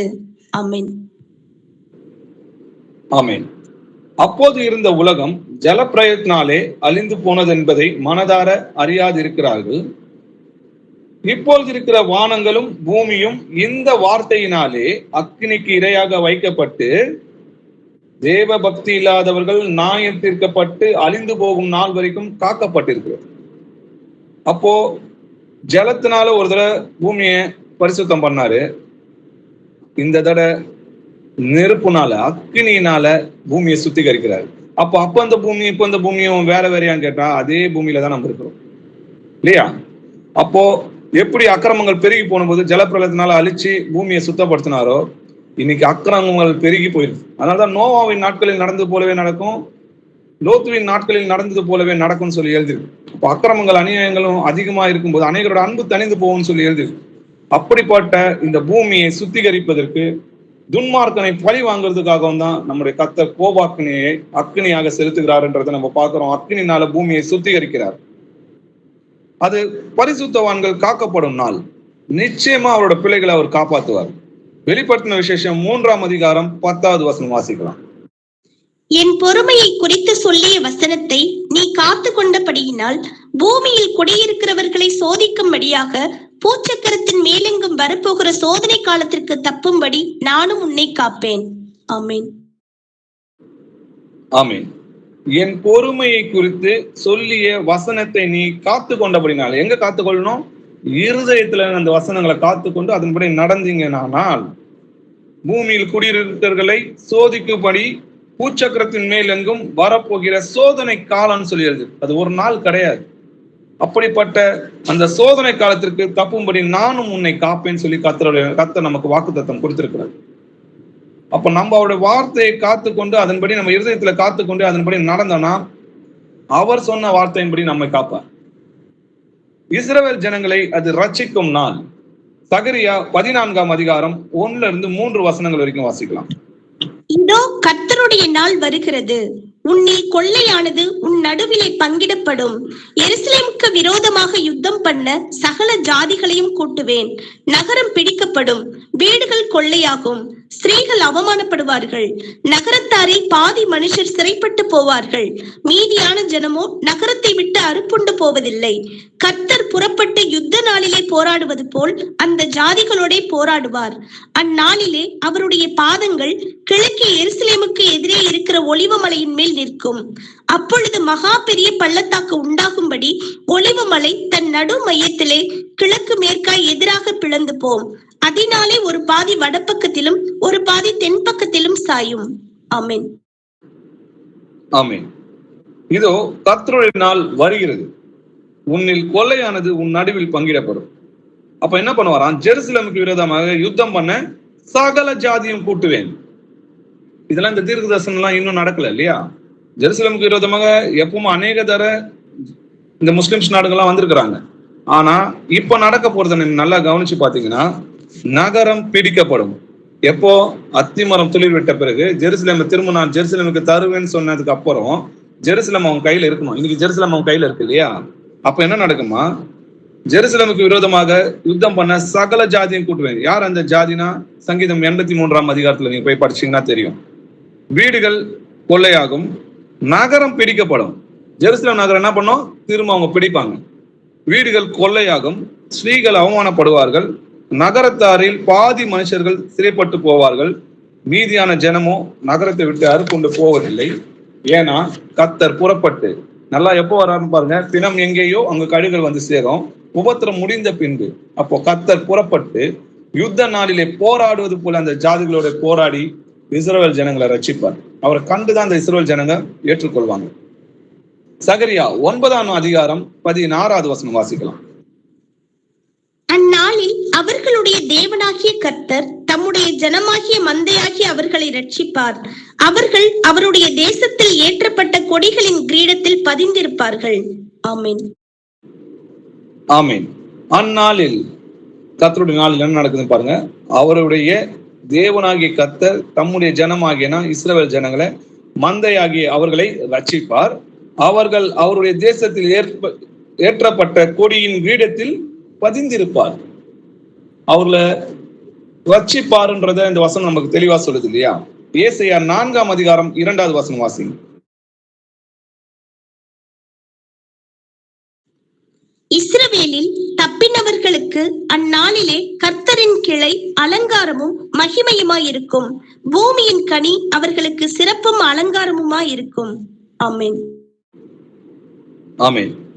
இஸ்ரவேலில் தப்பினவர்களுக்கு அந்நாளில் கர்த்தரின் கிளை அலங்காரமும் மகிமையா இருக்கும். அப்போ எல்லாரையுமே நான் அழிக்க மாட்டேன். நோவா கிட்ட வாக்கு கொடுக்குறாரு இல்லையா? இது மாதிரி சங்கம் முழுவதுமே நான் சங்காரம் பண்ண மாட்டேன். அப்போ அத்தி மரத்திலையும் ஒலிவ மரத்திலையும் திராட்சை செடியிலும் நான் பழங்கள் எடுக்கும்போது 2-3 கனிகளை நான் விட்டுடுவேன்னு சொல்றாரு. அப்போ நம்ம பூமியில தான் நம்ம அரசாளுவோம். நல்லா பாருங்க, அவர் ஜெபம் பண்ணும்போது சொல்றாரு, பிதாவே, பரலோகத்தில் இருக்கிற எங்கள் பிதாவே, உம்முடைய நாமம் பரிசுத்தப்படுவதாக, உம்முடைய ராஜ்யம் வருவதாக. பரலோகத்தில் நீங்க செய்யப்படுவது போல உங்களுடைய ராஜ்யம் செய்யப்படுவது போல பூலோகத்திலும் செய்யப்படுவதாக. அப்போ பூமியில தான் நம்ம அரசாளுவோம் இல்லையா? அப்போ இஸ்ரவேல்ல ஜெருசலேம்ல நம்முடைய கர்த்தர் ராஜாதி ராஜாவை அரசாளுவார். இஸ்ரவேல்ல தப்பினவங்க எப்படி இருப்பாங்கன்னா, அந்த தேசத்தில் ஏற்பட்ட கொடியின் கிரீடத்தில் பதிந்திருப்பாங்க, அவரோட பிள்ளைகளா இருப்பாங்க. அந்நாளில் கர்த்தரின் கிளை அலங்காரமும் மகிமையா இருக்கும், பூமியின் கனி அவர்களுக்கு சிறப்பும் அலங்காரமா இருக்கும் சொல்லி எழுதி. எசேக்கியேல் 29ஆம் அதிகாரம் 21வது வசனம் வாசிக்கலாம்.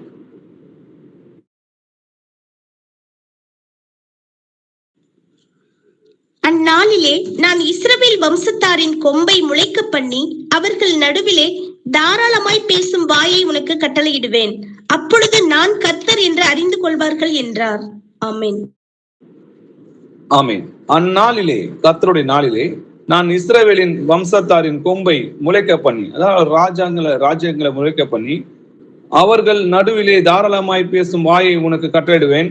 அப்பொழுது நான் கர்த்தர் என்று அறிந்து கொள்வார். இன்னைக்கு இயேசுவை கர்த்தர் என்று நம்ம சுவிசேஷம் அறிவிக்கிறோம் இல்லையா? அன்னைக்கு போய் யாரும் இயேசுதான் கர்த்தர்னு சுவிசேஷம் அறிவிக்கவில்லை.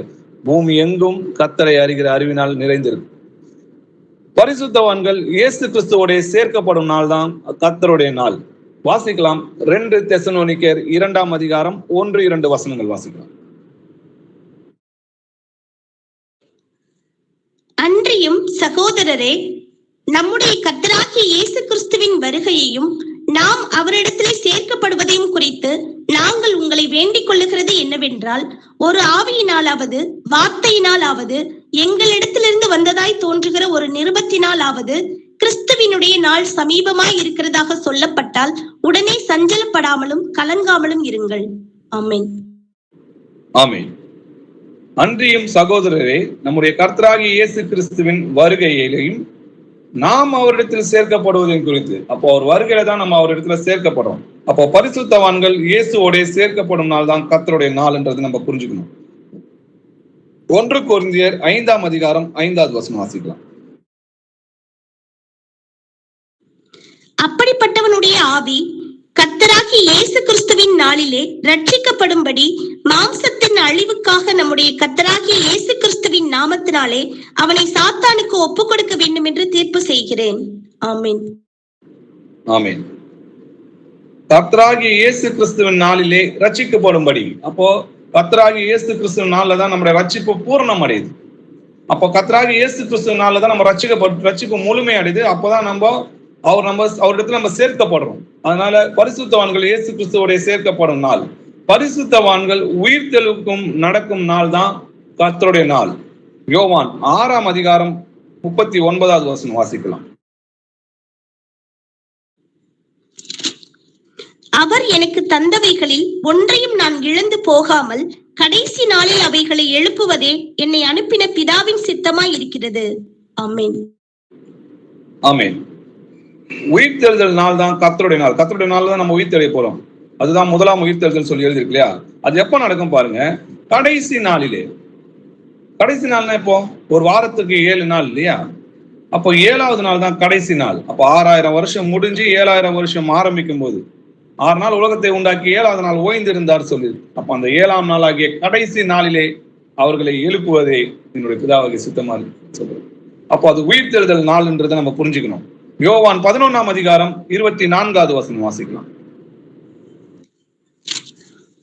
அதற்கு மார்த்தாள், உயிர்த்தெழுதல் நடக்கும் கடைசி நாளிலே அவனும் உயிர்த்தெழுந்திருப்பான் என்று அறிந்திருக்கிறேன் என்றாள். ஆமென். ஆமென். அதற்கு மார்த்தாள், உயிர்த்தெழுதல் நடக்கும் கடைசி நாளிலே அவனும் உயிர்த்தெழுந்திருப்பான் என்று அறிந்திருக்கிறேன். அப்போ கடைசி நாள்ல தான் உயிர்த்தெழுதல் நடக்குது. அதுதான் கர்த்தருடைய நாள் என்றதை நம்ம புரிஞ்சுக்கணும். கர்த்தருடைய நாள்ல தான் உயிர்த்தெழுதல் நடக்கும். 1 கொரிந்தியர் 15ஆம் அதிகாரம் 51 இருந்து 53 வசனங்கள் வரைக்கும் வாசிக்கலாம். இதோ ஒரு ரகசியத்தை உங்களுக்கு அறிவிக்கிறேன். நாம் எல்லாரும் நித்திரை அடைவதில்லை. ஆகிலும் கடைசி எக்காலம் தொடிக்கும் போது ஒரு நிமிஷத்திலே, ஒரு இமை பொழுதிலே நாம் எல்லாரும் மறுரூபமாக்கப்படுவோம். எக்காலம் தொடிக்கும். அப்பொழுது மரித்தோர் அழிவில்லாதவர்களாய் எழுந்திருப்பார்கள். நாமும் மறுரூபமாக்கப்படுவோம். அழிவுள்ளதாகிய இது அழியாமையையும் சாவுக்கு ஏதுவாகிய இது சாவாமையையும் தரித்துக் கொள்ள வேண்டும். ஆமென். ஆமென். இதோ ஒரு ரகசியத்தை உங்களுக்கு அறிவிக்கிறேன். நாம் எல்லோரும் நித்திரை அடைவதில்லை. ஆகிலும் கடைசி எக்காலம் துணிக்கும். மொத்தம் எத்தனை எக்காலம் இருக்கு? 7 எக்காலம். அப்ப 7வது எக்காலம் துணிக்கும் போது ஒரு நிமிஷத்திலே, ஒரு இமை பொழுதிலே நம்ம எல்லோரும் மறுரூபமாக்கப்படுவோம். எக்காலம் துணிக்கும். அப்போது மரித்தோர் அழிவில்லாதவர்களாய் எழுந்திருப்பார்கள். நாமும் மறுரூபமாக்கப்படும் சொல்லியிருக்கு. சரி, எப்ப மறுரூபமாக்கப்படும்? அது கர்த்தராகிய இயேசு கிறிஸ்து வரும்போதா அப்படின்னு கேட்டீங்கன்னா 1 தெசலோனிக்கேயர் 4ஆம் அதிகாரம் 16, 17 வசனங்கள் வாசிக்கலாம். ஏனெனில் கர்த்தர் தாமே ஆரவாரத்தோடும் பிரதான தூதனுடைய சத்தத்தோடும் தேவ எக்காலத்தோடும் வானத்திலிருந்து இறங்கி வருவார். அப்பொழுது கிறிஸ்துவுக்குள் மரித்தவர்கள் முதலாவது எழுந்திருப்பார்கள். பின்பு உயிரோடு இருக்கும் நாமும் கர்த்தருக்கு எதிர்கொண்டு போக மேகங்கள் மேல் அவர்களோட கூட ஆகாயத்தில் எடுத்துக் கொள்ளப்பட்டு இவ்விதமாய் எப்பொழுதும் கர்த்தருடனே கூட இருப்போம். ஆமென். ஆமென். கர்த்தர் தாமே ஆரவாரத்தோடும் பிரதான தூதனுடைய சத்தத்தோடும் தேவ எக்காலத்தோடும் வானத்திலிருந்து இறங்கி வருவார். அப்போதுதான் என்ன நடக்கும்? கிறிஸ்துக்குள் மரித்தவர்கள் முதலாவது எழுந்திருப்பாங்க. அப்போ கர்த்தராகிய இயேசு கர்த்தருடைய நாள்ல தான் என்ன நடக்குது? உயிர்த்தெழுதல் நடக்குது. நாம் உயிரோடு இருக்கும் நாமும் கர்த்தருக்கு எதிர்கொண்டு போக மேகங்கள் மேல் அவருடைய கூட ஆகாயத்தில் எடுத்துக் கொள்ளப்பட்டு இவ்விதமா எப்பொழுதும் கர்த்தரோட இருப்போம்னா நம்ம ஒலிவ மலையில நம்ம இறங்குறோன்றதை நம்ம பார்க்கணும். அப்போ கர்த்தருடைய நாள் அது உயிர்த்தெழுதல் நாள் என்றதை பார்க்கணும். கர்த்தருடைய நாள் நியாய தீர்ப்பின் நாள் அப்படின்றத நம்ம புரிஞ்சுக்கணும். மத்தேயு 25ஆம் அதிகாரம் 31 இருந்து 33 வசனங்கள் வரைக்கும் வாசிக்கலாம். அன்றியும் மனுஷகுமாரன் தமது மகிமை பொருந்தினவராய் சகல பரிசுத்த தூதரோடும் கூட வரும்போது தமது மகிமையுள்ள சிங்காசனத்தின் மேல் வீற்றிருப்பார். அப்பொழுது சகல ஜனங்களும் அவருக்கு முன்பாக சேர்க்கப்படுவார்கள். மெய்ப்பனானவன் செம்மறியாடுகளையும் வெள்ளாடுகளையும் வெவ்வேறாக பிரிக்கிறது போல அவர்களை அவர் பிரித்து செம்மறியாடுகளை தமது வலது பக்கத்திலும் வெள்ளாடுகளை தமது இடது பக்கத்திலும் நிறுத்துவார். ஆமென். மனுஷகுமாரர் தமது மகிமை பொருந்தின சகல பரிசுத்த தூதரோடு வரும்போது, அப்பதான் என்ன நடக்குது? செம்மறியாடு வெள்ளாடு நியாய தீர்ப்பு நடக்குது இல்லையா? அப்போ செம்மறியாடு வெள்ளாடுன்னு சொல்லி தனித்தனியா பிரிக்கிறாரு. அப்போ செம்மறியாடு யாருன்னு பாத்தீங்கன்னா, வெள்ளாடு யாருன்னு பாத்தீங்கன்னா, வலது புறத்துல இருக்கிறவங்க ஆவிக்குரிய சரீரத்துல இருக்கிற நாம தான். இடது பக்கத்துல இருக்கிறவங்க யாருன்னா கீழ்ப்படியாத கிறிஸ்தவங்கன்றதை நம்ம பார்க்கிறோம். அதிலே 34வது வசனம் வாசிக்கலாம். அப்பொழுது ராஜா தமது வலது பக்கத்தில் நிற்பவர்களை பார்த்து, வாருங்கள், என் பிதாவினால் ஆசீர்வதிக்கப்பட்டவர்களே, உலகம் உண்டானது முதல் உங்களுக்காக ஆயத்தம் பண்ணப்பட்டிருக்கிற ராஜ்யத்தை சுதந்தரித்துக் கொள்ளுங்கள். ஆமென். ஆமென். இப்போ ராஜா வலது பக்கத்துல நிற்கிறவங்கள பார்த்து, நான் பசியா இருந்தேன், நான் தாகமா இருந்தேன், நான் வஸ்திரம் இல்லாத இருந்தேன், நான் காவல்ல இருந்தேன், என்னை பார்க்க வந்தீங்க அப்படின்னு. நாங்க எப்ப ஆண்டவரே உங்களை பார்க்க வந்தோம்? எப்ப ஏழைகளையும் திக்கற்ற பிள்ளைகளையும் நீங்க பார்க்க வந்தீங்களா? அதெல்லாம் என்னையே பார்க்க வந்தீங்க. ஓமையா சொல்ற, அது மட்டும் கிடையாது. ஆண்டவருடைய கட்டளைகள் எல்லாவற்றிலும் நம்ம கீழ்ப்படைந்தோமா அப்படின்றத நம்ம ஆராய்ந்து பார்க்கணும். அப்படிப்பட்ட பிள்ளைங்களுக்கு தான் ராஜ்யத்தை கொடுக்குறாரு இல்லையா? அது நியாய தீர்ப்பின் நாள்ன்றதை பார்க்கிறோம். அதே பார்த்தீங்கன்னா இடது பக்கத்துல நிற்கிறவர்களை பார்த்து, அவர்கள் சபிக்கப்பட்டவர்களே, என்னை விட்டும் பிசாசுக்காகவும் அவன் தூதனுக்காகவும் ஆயத்தம் பண்ணியிருக்கிற நித்திய ஆக்கினிலே போங்க. அப்போ அந்த இடத்துல பிசாசும் அவனுடைய தூதர்களும் நரகத்துல இல்ல. அதுக்கு முன்னாடியே யாரு போறாங்க? கீழ்ப்படியாத கிறிஸ்தவர்கள். அதனாலதான் நியாயத்திற்கு முந்தி எங்க தொடங்குது? தேவனுடைய சபைகளை தொடங்குது, தேவனுடைய வீட்டில் தொடங்குதுன்றதை நம்ம புரிஞ்சுக்கணும். அந்தபடி இவர்கள் நித்திய ஆக்கினை அடையவும், நீதிமான்களோ நித்திய ஜீவனை அடையவும் போகிறாங்க. அப்ப நியாயத்திற்கு நாள்னு இருக்குது, அது கர்த்தராகிய இயேசு கிறிஸ்து நாள்ல தான் நடக்குதுன்றதை நம்ம புரிஞ்சுக்கணும். மத்தேயு 12ஆம் அதிகாரம் 36வது வசனம் வாசிக்கலாம். மனுஷர் பேசும் வீணான வார்த்தைகள் யாவையும் குறித்து நியாயத்தீர்ப்பு நாளிலே கணக்கு ஒப்புவிக்க வேண்டும் என்று உங்களுக்கு சொல்லுகிறேன். ஆமென். ஆமென். மனுஷர் பேசும் வீணான வார்த்தைகள் யாவையும் குறித்து நியாயத்தீர்ப்பு நாளிலே கணக்கு ஒப்புவிக்க வேண்டும். அந்த நியாயத்தீர்ப்பு நாள் தான் கர்த்தருடைய நாள் என்றதை நம்ம புரிஞ்சுக்கணும். யோவான் 12ஆம் அதிகாரம் 48வது வசனம் வாசிக்கலாம். என்னை தள்ளி என் வார்த்தைகளை ஏற்றுக்கொள்ளாதவனை நியாயம் தீர்க்கிறது ஒன்று இருக்கிறது. நான் சொன்ன வசனமே அவனை கடைசி நாளில் நியாயம் தீர்க்கும். ஆமென். ஆமென். என்னை தள்ளி என் வார்த்தைகளை ஏற்றுக்கொள்ளாதவனை நியாயம் தீர்க்கிறது ஒன்று இருக்கிறது. நான் சொன்ன வசனமே அவனை கடைசி நாளில் நியாயம் தீர்க்கும் சொல்கிறது. அப்போ நியாய தீர்ப்பு நாள் தான் கர்த்தருடைய நாள் என்றதை நம்ம புரிஞ்சுக்கணும். பரிசுத்தவான்கள் இயேசு கிறிஸ்துவோட மகிழ்ச்சியாக இருக்கும் நாள். வாசிக்கலாம் 2 கொரிந்தியர் 1ஆம் அதிகாரம் 14வது வசனம். என் நாமத்தினாலே ஞானஸ்தானம், அதான் பிரதர், 2 கொரிந்தியர் 1ஆம் அதிகாரம் 14வது வசனம். கர்த்தராகிய இயேசு கிறிஸ்துவினுடைய நாளிலே நீங்கள் எங்களுக்கு புகழ்ச்சியாய் இருப்பது போல நாங்களும் உங்களுக்கு புகழ்ச்சியாய் இருக்கிறதை ஒருவாறு ஒத்துக்கொண்டிருக்கிறீர்களே. ஆமென். ஆமென். கர்த்தராகிய இயேசு கிறிஸ்துவின் நாளிலே நீங்கள் எங்களுக்கு புகழ்ச்சியா இருக்கிறது போல நாங்களும் உங்களுக்கு புகழ்ச்சியா இருக்கிறதை ஒருவாறு ஒத்துக்கொண்டிருக்கிறீங்களே. அப்போ அது நம்மளுக்கு புகழ்ச்சியின் நாள் அப்படின்றத நம்ம பார்க்கிறோம். அது நமக்கு மகிழ்ச்சியின் நாளும் சொல்லி இருந்து. பிலிப்பியர் 2ஆம் அதிகாரம் 14வது வசனம். நான் வீணாக ஓடினதும் வீணாக பிரயாசப்பட்டதும் இல்லை என்கிற மகிழ்ச்சி கிறிஸ்துவின் நாளில் எனக்கு உண்டாயிருப்பதற்கு ஜீவ வசனத்தை பிடித்துக் கொண்டு உலகத்திலே சுடர்களை போல பிரகாசிக்கிற நீங்கள். ஆமென். ஆமென். நான் வீணாக ஓடினதும் வீணாக பிரயாசப்பட்டதும் இல்லை என்கின்ற மகிழ்ச்சி கிறிஸ்துவின் நாளில் எனக்கு உண்டாயிருக்கு. நாம சும்மா ஆகாயத்துல சிலம்படிக்கிறோம் கிடையாது. நமக்கு ஒரு இலக்கு இருக்குது. நம்மளுடைய கர்த்தர் வருவார், நிச்சயமா வந்து துன்மார்க்கனை நியாயம் தீர்ப்பார், நமக்கு நித்திய ஜீவனை கொடுப்பார். அது மகிழ்ச்சியின் நாள் சொல்லுகிறது. பரிசுத்தவான்களுக்கு நீதி கிடைக்கும் நாள், அது கிரீடம் கிடைக்கும் நாள் சொல்லுகிறது. நீதியின் கிரீடம் கிடைக்கும் நாள். 2 தீமோத்தேயு 4ஆம் அதிகாரம் 8வது வசனம் வாசிக்கலாம். இது முதல் நீதியின் கிரீடம் எனக்காக வைக்கப்பட்டிருக்கிறது. நீதியுள்ள நியாயாதிபதியாகிய கர்த்தர் அந்நாளிலே அதை எனக்கு தந்தருளுவார். எனக்கு மாத்திரமல்ல, அவர் பிரசன்னமாகுதலை விரும்பும் யாவருக்கும் அதை தந்தருளுவார். ஆமென். ஆமென். இது முதல் நீதியின் கிரீடம் எனக்காக வைக்கப்பட்டிருக்கிறது. நீதியுள்ள நியாயாதிபதியாகிய கர்த்தர் அந்நாளிலே அதை எனக்கு தந்தருளுவார். எனக்கு மாத்திரமல்ல, அவர் பிரசன்னமாகுதலை விரும்புகிற யாவருக்கும் அதை தருவார்னு சொல்லி எழுது. அப்போ அது நமக்கு நீதியின் கிரீடம் கிடைக்கிற நாள்ன்றதை பார்க்கிறோம். அது மட்டும் கிடையாது, அது அந்தி கிறிஸ்துவின் அழிவின் நாள். 2 தெசலோனிக்கர் 2ஆம் அதிகாரம் 8வது வசனம் வாசிக்கலாம். நீக்கப்படும் போது அந்த அக்கிரமக்காரன் வெளிப்படுவான். அவனை கர்த்தர் தம்முடைய வாயின் சுவாசத்தினாலே அடித்து தம்முடைய வருகையின் பிரசன்னத்தினாலே நாசம் பண்ணுவார். ஆமென். ஆமென். நீக்கப்படும் போது அந்த அக்கிரமக்காரன் வெளிப்படுவான். யாரு? அந்தி கிறிஸ்து. அவனை கர்த்தர் தம்முடைய வாயின் சுவாசத்தினாலே அழித்து தம்முடைய வருகையின் பிரசன்னத்தினாலே நாசம் பண்ணுவார். அவர் வந்துதான் அவனை அழிக்கிறார்ன்றதை நம்ம பார்க்கிறோம். வெளிப்படுத்தின விசேஷம் 19ஆம் அதிகாரம் 20வது வசனம் வாசிக்கலாம். அப்பொழுது மிருகம் பிடிக்கப்பட்டது. மிருகத்தின் முன்பாக செய்த அற்புதங்களால் அதன் முத்திரையை தரித்தவர்களையும் அதன் சொரூபத்தை வணங்கினவர்களையும் மோசம் போக்கின கள்ள தீர்க்கதரிசியும் கூட பிடிக்கப்பட்டான். இருவரும் கந்தகம் எரிகிற அக்கினி கடலிலே உயிரோடு தள்ளப்பட்டார்கள். ஆமென்.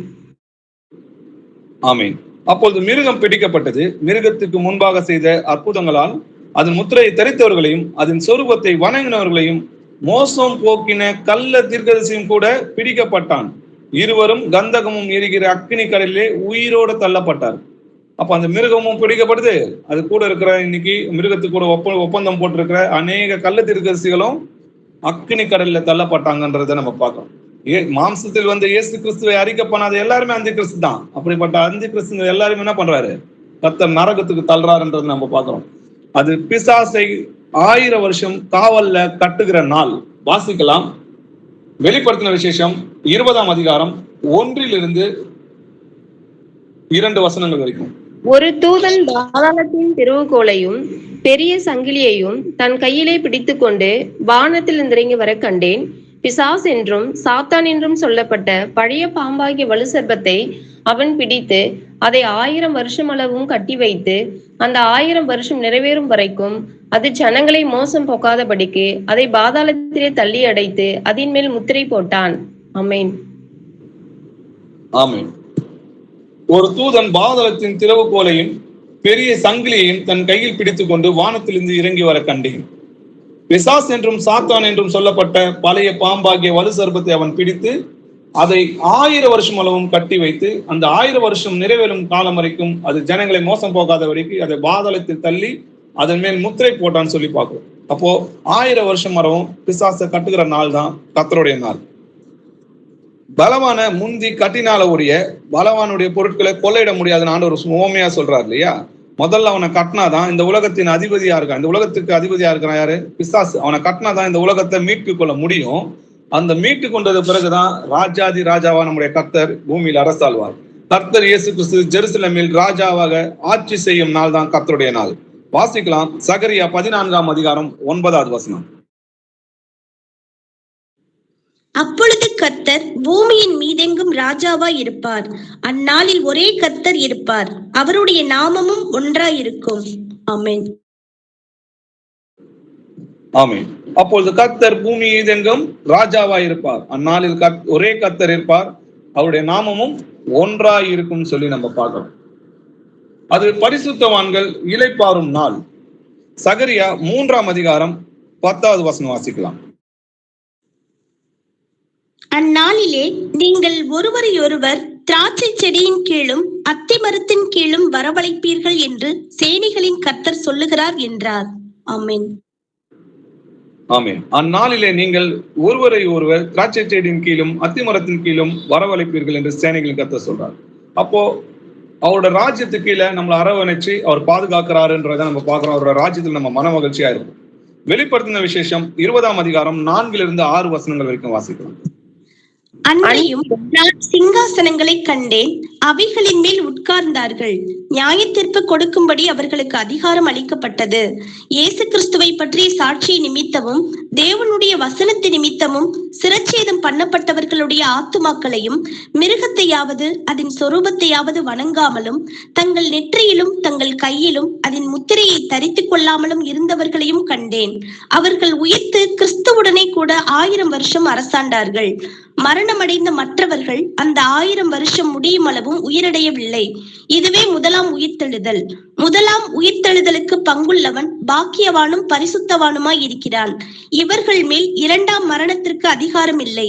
இவர்கள் தேவனுக்கும் கிறிஸ்துவுக்கும் முன்பாக ஆசாரியராய் இருந்து அவரோட கூட 1000 வருஷம் அரசாளுவார்கள். ஆமென். ஆமென். இயேசுவை பற்றிய சாட்சி நிமித்தமும் தேவனுடைய வசனத்தின் நிமித்தமும் சிறை சேதம் பண்ணப்பட்டவர்களும் ஆத்துமாக்களையும் மிருகத்தையாவது அதன் சொரூபத்தையாவது வணங்காமலும் தங்கள் நெற்றியிலும் தங்கள் கையிலும் அதன் முத்திரையை தரித்துக் கொள்ளாமலும் இருந்தவர்களை கண்டேன். அவர்கள் என்ன பண்ணாங்களாம்? அவர்கள் உயிர்த்து கிறிஸ்துவோட கூட 1000 வருஷம் அரசாண்டார்கள். அவங்க இளைப்பாறுதல் நாள். எப்படி 6 நாள் உலகத்தை உண்டாக்கி கர்த்தர் 7ஆம் நாள் ஓய்ந்திருந்தாரோ அப்படியே அவரோட பிள்ளைகளும் இளைப்பாறுதல் அடைந்திருப்பாங்க.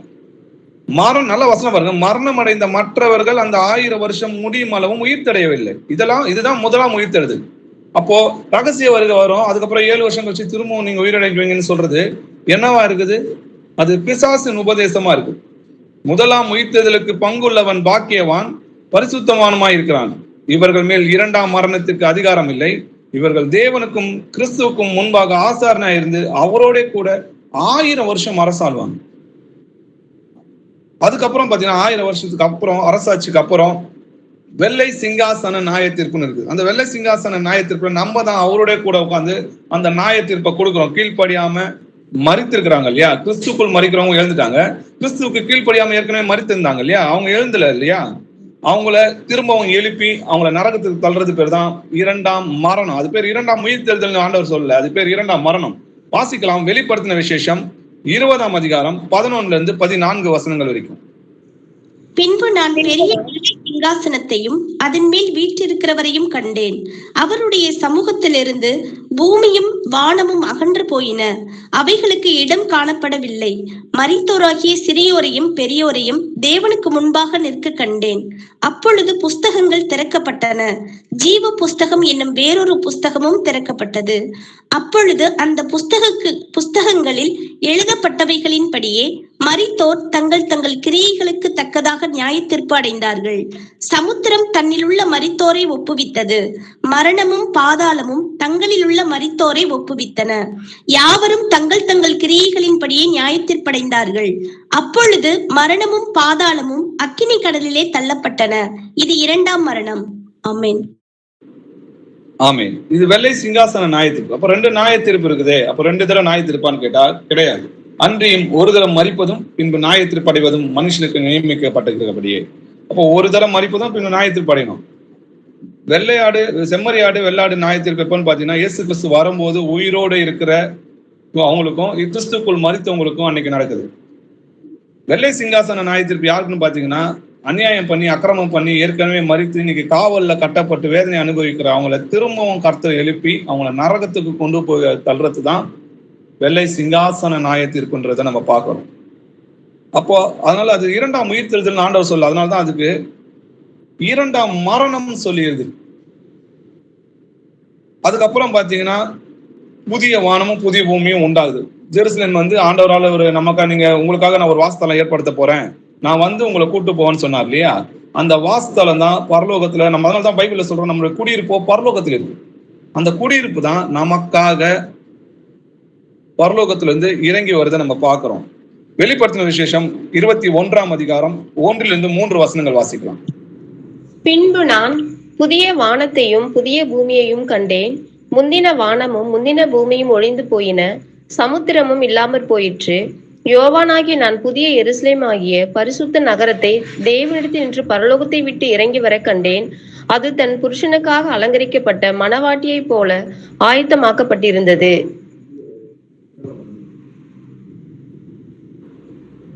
3 வரைக்கும் படிங்க சிஸ்டர். மேலும் பரலோகத்திலிருந்து உண்டான ஒரு பெரும் சத்தத்தை கேட்டேன். அது, இதோ மனுஷர்களிடத்திலே தேவனுடைய வாசஸ்தலம் இருக்கிறது.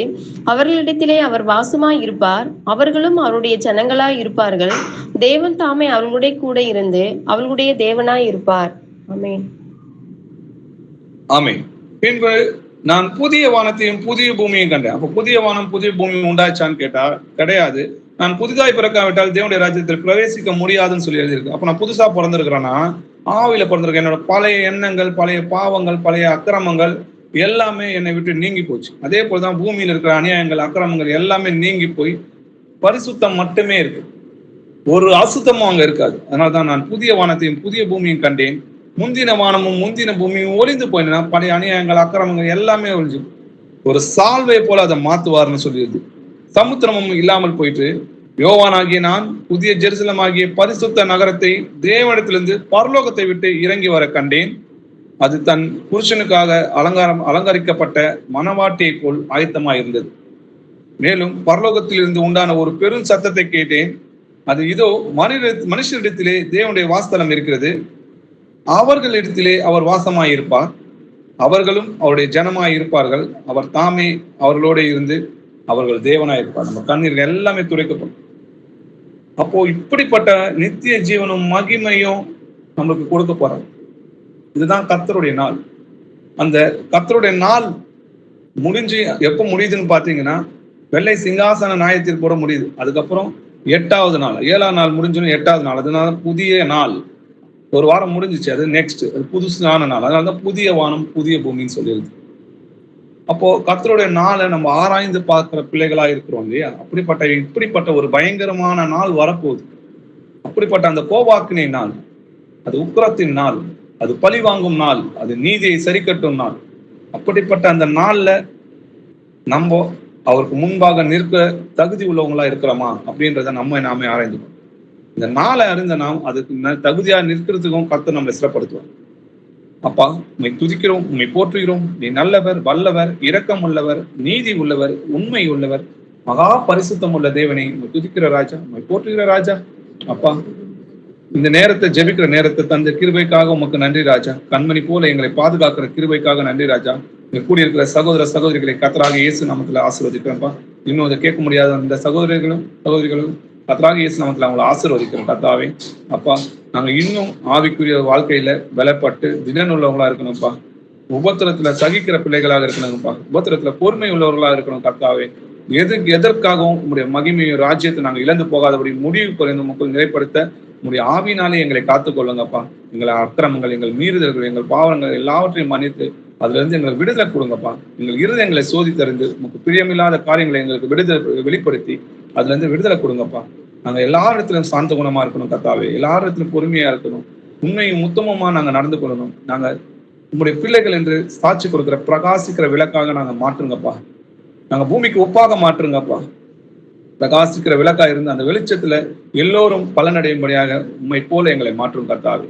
துதிகன மகிமை எல்லாம் உமக்கே சேர்க்கிறோம். இயேசுவின் நாமத்தில் ஜெபிக்கிறோம் எங்கள் ஜீவனுள்ள என் பிதாவே, ஆமென். Praise